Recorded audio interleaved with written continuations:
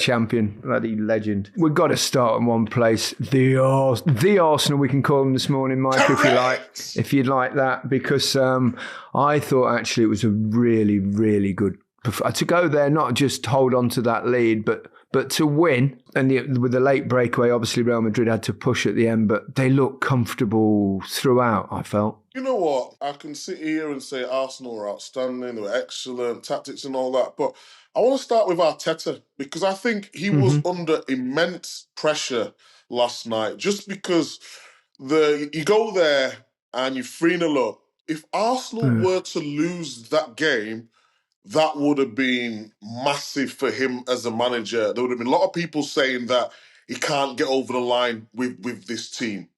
And the way he set up the team, they didn't just drop. They pressed when it needed to, and then they dropped when they needed to. The formation and the tactics, it got absolutely spot on. And I was saying before the game, all Arsenal need to do is believe. This Madrid team are not as good as everyone thinks. They've got superstars, some of the best individuals in the world, but as a team, they're actually not that great. And it was only Arsenal who was going to stop Arsenal from going through.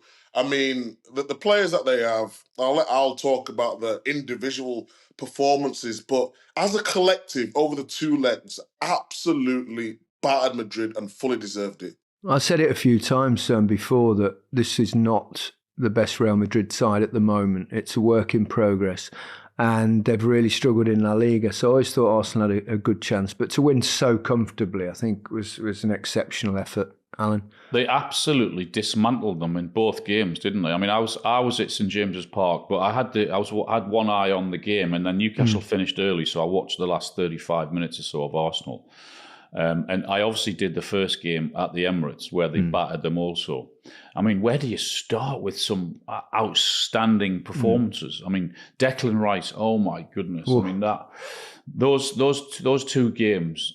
If you didn't already know how good he is, then you should now, because he put in two world-class performances against big opposition. And Agreed. He more than stood out. Him, Kivior in the defence. I mean, Miles Skelly. I mean, with the injuries that they had as well, He takes my breath away, that boy. Confidence. Even with the injuries that Arsenal had, to dismantle this Real Madrid team, who always find a way in this competition by hook or by crook. They always have found something, but not over these two games. Arsenal battered them, and there will be massive belief in that football club, in the dressing room, that they can go all the way in this competition. And it's such a tough one to call now with who's left, because if Arsenal play like they have done in the last two games, actually in all of the games this season in the Champions League, because they've been so impressive. I've watched a lot of their games, worked on a lot of their games this season. It's very difficult to pick a fault with them in any of their games, and they battered PSG at the Emirates early October. I did that game. Dembele didn't play because of disciplinary reasons for PSG. But they will really, really fancy their chances now. Yeah, I would have to agree with Al on that. I do believe it's a different PSG though now. I think they've grown in stature since then. I think the balance of the team, whether they're playing Doué, Kvaratskhelia, Barcola, or Dembele obviously going to be playing. So, but the only thing with PSG, they get you in wide areas. And if you look at the way Arsenal set up at times, so they've got the four at the back, they've got Martinelli who goes really deep, and Saka goes really deep. So when they've got the four at the back who are very narrow, if it's a Saka against a Dembele out there, 1v1, or on the other side it's Barcola or Doué, whoever it may be, against Martinelli or whatever side it may be, then it's going to be they can't drop too soon. And I don't want to talk about tactics too much, but there was so many times that Vasquez on one side was trying to beat their midfield, and it didn't work. But in them areas, it's going to be more offensive players if Arsenal drop too deep. So that's going to be intriguing for me. But in terms of the game, I agree with Arsenal should believe they can beat anyone. They really should, because they've got the quality. I thought Marino was outstanding Agreed. as well, because we've talked about Arsenal and a number 9, don't we? And we talked about the movements and all that sort of stuff. But when you've got runners in Martinelli and Saka, if someone's going to drop deep, we talked about Kane, and Kane drops deep, it's all right when they've got Coleman or Sané or whoever wants, at least who wants to run in behind. It works so well because the timing was really good, drawing people out, and then the right pass at the right time. I thought he was outstanding as well. So it's going to be interesting to see against PSG now. What about Saka, man? He's like a mentality monster. He's isn't he? He's like... Mr. Penalty. And I mean, who tries a little dinky penalty like that? I mean, who would do that? And that's the problem with that penalty. I think it's a really good penalty to hit occasionally because it will make the keepers think, and it might even be worth missing one when you actually go on to win for the future, because goalkeepers now will think, oh, he's got that little dinky one in his locker. But it does look embarrassing when you miss, when you don't quite get it right. It's not a good look when you miss, not at all. But for him to even think, actually, I'm in the quarterfinals of the Champions League. Yeah. I'm in the Bernabeu playing Real Madrid, and you've got the nuts to say, I'm just going to dink this. It's like, really? Come on. Do you see his head? After he missed the penalty, he went back and he was defending, and he got the ball and just shanked it out of play with his right, out of his right foot, or shanked it upfield with his right foot. I'm thinking to myself, oh, his head's gone. He needs to recover. He needs to recover ASAP. And then, of course, mentality monster Saka steps up again. What a player! What about his finish? Was incredible. One of the run and the finish to dink it over him was just a thing of beauty. It was. It was, and once that went in, you knew there was no way back for Real Madrid. Really, a couple of interesting decisions in the first half. The penalty ones. One was obviously the Saka miss, and the other one obviously that was turned over when he gave it on field with Rice against Mbappe. Yeah, I was delighted to see the referee actually have the courage to say no, not for me, and not give a penalty, which was the right decision. It was never a penalty. Don't you think both decisions were quite soft though? You know, when the referee gave it, I mean, yes, you could argue that it was a penalty Arsenal's one.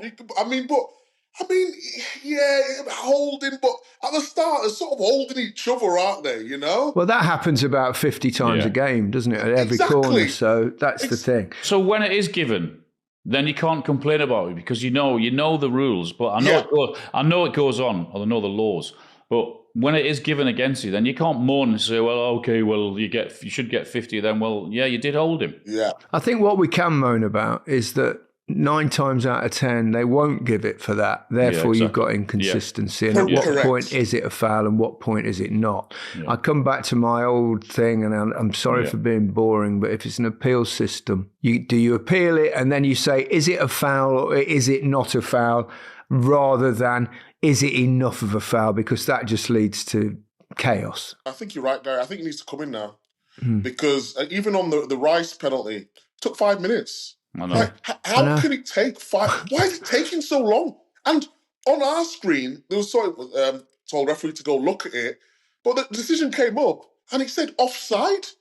And then after it wasn't offside. They just overturned. It wasn't a foul. So the information that you get, it's just not good enough, is it? Do you want to pitch in on Newcastle now? No, we'll do it at the end. We'll do it at the end. We had one at Newcastle as well. Yes, well, I thought you might want to do it now, but we'll do it at the end. If we hadn't dominated that game, then I was going to lose my rag over that decision that was given last night at Newcastle. So we'll come to if you want to talk about it now, we'll call or later then. But it was.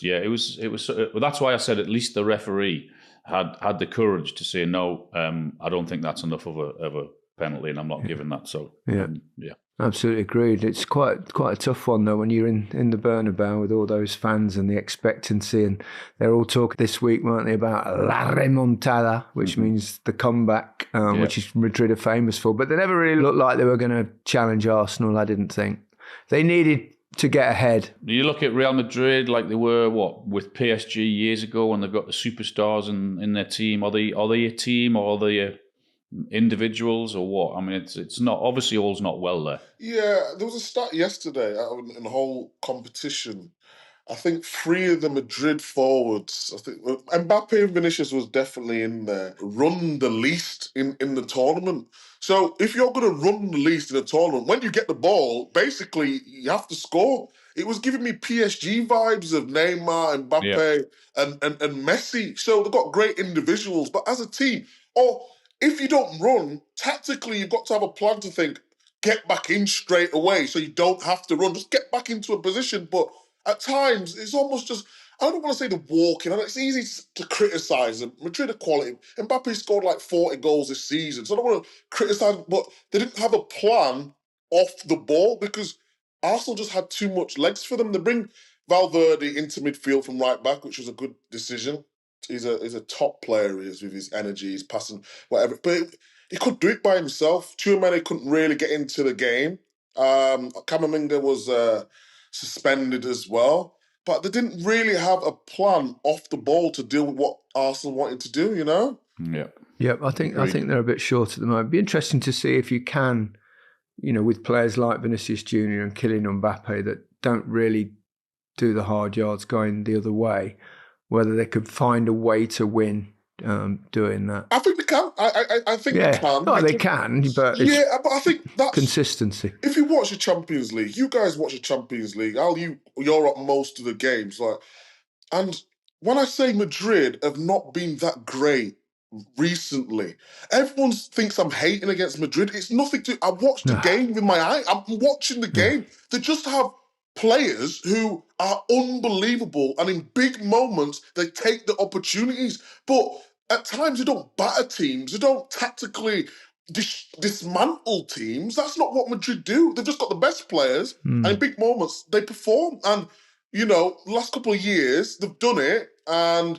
Ancelotti's a great manager in getting the best out of players doing that. But yeah, Madrid have been like this for a while. I thought Arsenal, though, they did it really well. I think you were right to point out them tactically, Micah, the way they look so comfortable, and some great individual performances as well, as Alan said.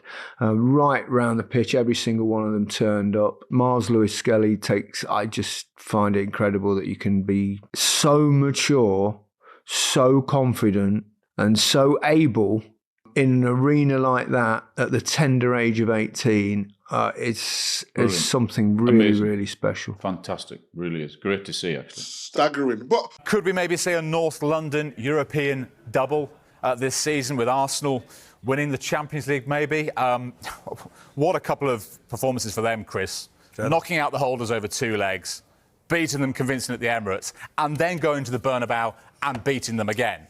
Just how impressive was that? Very, very. A lot of people, and obviously it looks as if Carlo Ancelotti's going to lose his job off the back, and a lot of people will focus on Real Madrid, the holders, they've been knocked out. But Arsenal were unbelievable over 2 legs. You look at the performances, you sign special players and you ask them to step up in big moments, and that's exactly Declan Rice, Odegaard, Saka coming back in as well. You need these guys in big moments. Jules, I said it to you this morning as well, Timber goes under the radar for me as well. I think he's a fantastic defender.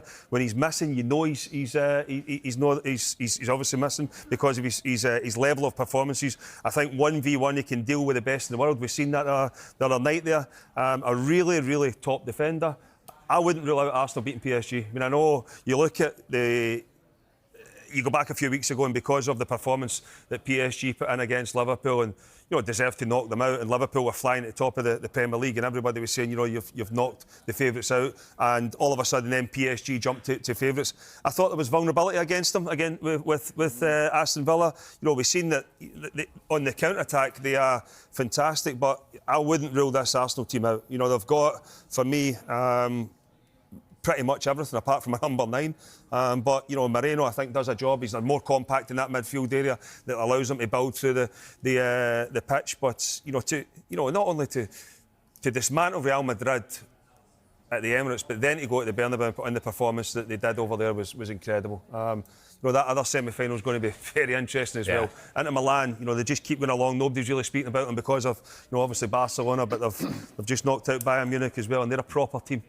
They're a proper football team. You know, Barcelona, yeah, because of the history and the tradition, the way they've been playing. But you know, everybody thinks the winner's going to come from this semi-final of PSG and Arsenal. I wouldn't rule out Inter Milan either. And Lee, obviously you've been watching Villa very closely up against PSG, and boy, did they push them in that second leg. Did they show Arsenal something of a blueprint then on how you can hurt this Paris side? Yeah, I think so. I think at home they've been excellent. PSG having, you know, going over there and witnessing what it's all about. I think Arsenal are probably a bit more streetwise than what Villa were, so that's why I feel that Arsenal can go and beat PSG. And I think in that midfield area, you know, I think that's where I could identify that they sort of run all over Villa at PSG.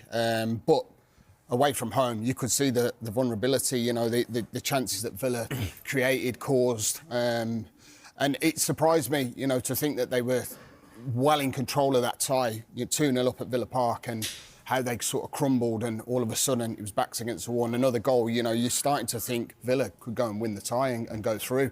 And that's credit to Villa. You know, I think they really showed massive spirit. Some might have said it was a free hit with it being a 3-1, but PSG are a fantastic side. They really are. I'm with Boydie. I think Arsenal can go and beat these. I think for me, they go and beat these. I think they go and win the Champions League. I really do. And he will be sort of. I know we're talking about eggs in your basket. I think that's what his focus is going to be, isn't it? Winning the Champions League, and this is key. So I think that they can go and do PSG. I think they'll do a job on them there, and I think they'll beat them at home. Wow, Arsenal fans will like the sound of that. Lee thinks they can knock them out. What do the bookies think about it? And I presume Arsenal are favourites, yeah? They've beaten under 15-time winners. No, it's Barcelona favourites 2-1. It's PSG 9-4. It's Arsenal third favourites, and Inter Milan are the outsiders, despite the fact they just don't concede goals this season in the Champions League. Two cracking semi-finals. We look forward to those. We have no time to dwell. We need to move. The UEFA Champions League is heading into its decisive stages with 4 teams still in the running, and there's a clear favourite according to the betting odds: FC Barcelona. Under the guidance of Hansi Flick, they found their best form again, having delivered a standout campaign in the group stage and solid eliminations of Benfica and Borussia Dortmund. Now, they're seen as the top contender to lift the Aurahona on May 31st in Munich. Their performance has been impressive. They have the most wins, the most goals, and the strongest tactical consistency. Behind them, the Arsenal and Inter Milan have lower odds. Even though the Gunners knocked out Real Madrid with authority and Inter eliminated Bayern Munich at their own stadium, the stats and betting odds point to a potential final between Barcelona and PSG at the Allianz Arena. The supercomputer at Opta supports this prediction. It gives Barcelona a 27.8 chance of winning the title, while PSG comes in slightly behind at 25.7. These odds are a bit higher than Arsenal's 24.3 and leave Inter trailing further behind at 16.6. These percentages come from thousands of simulations that consider each team's current form, their opponents, and individual player performances. However, Paris Saint-Germain isn't far behind. Led by Luis Enrique, the team started a bit slow, but they've shown resilience by knocking out favourites Liverpool and overcoming a tough Aston Villa side. With a squad full of talent and European experience, the Parisians are still close to the Barcelona odds, just a few cents behind, showing how tight this race is, with a Barcelona side on the rise, a determined PSG aiming to make history, and the trophy up for grabs. The semi-finals promise some high-voltage action. While the betting odds favour the Catalans, the Parisians aren't planning on backing down easily in this race to conquer Europe. The final outcome is close, and if this year's Champions League has shown anything, it's that surprises are always just around the corner.